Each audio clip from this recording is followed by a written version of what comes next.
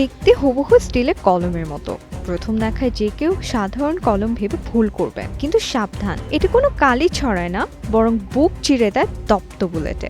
অপরাধীদের হাতে এটি এখন এক নতুন মরণাস্ত্র, যার নাম পেনগান। সম্প্রতি খোদ রাজধানীতে এই ভয়ঙ্কর অস্ত্রের সন্ধান পেয়েছে গোয়েন্দা পুলিশ। কলমের ছদ্মবেশে এই খনি অস্ত্রের আদ্যপান্ত নিয়ে আমাদের আজকে বিশেষ প্রতিবেদন।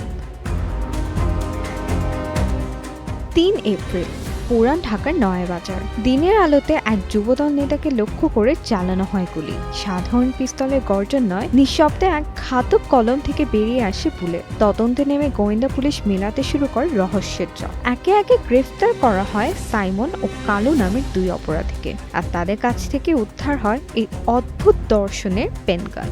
এটি সাধারণ কোনো আগ্নেয়াস্ত্র নয়, এতে ব্যবহার করা হয় 0.22 ক্যালিবারের বুলেট।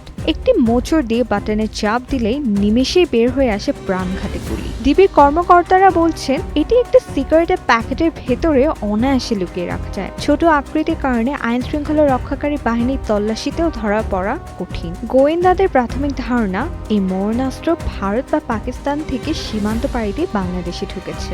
গ্রেফতারকৃতরা জানিয়েছে এই ঘাতক কলমটির দাম মাত্র ৮০,০০০ টাকা। মাদক ব্যবসা বা পেশাদার খুনিদের হাতে এই অস্ত্র পৌঁছে যাওয়াকে বড় ধরনের নিরাপত্তার ঝুঁকি হিসেবে দেখছেন বিশেষজ্ঞরা। দেশের দক্ষিণ পশ্চিমাঞ্চলেও উগ্রবাদী গোষ্ঠীর হাতে এমন অস্ত্রের খবর ভাবিয়ে তুলছে প্রশাসনকে। প্রযুক্তির অপব্যবহার করে অপরাধীরা প্রতিনিয়ত পাল্টাচ্ছে তাদের কৌশলের ধরন। কলমের মতন সাধারণ শিক্ষা উপকরণ যখন মানুষ মারার অস্ত্র হয়ে ওঠে, তখন নাগরিক নিরাপত্তা পড়ে হুমকির মুখে। এই পেন গান বা কলম পিস্তল যাতে ছড়িয়ে পড়তে না পারে, সেজন্য গোয়েন্দা তৎপরতা বৃদ্ধির কোনো বিকল্প নেই।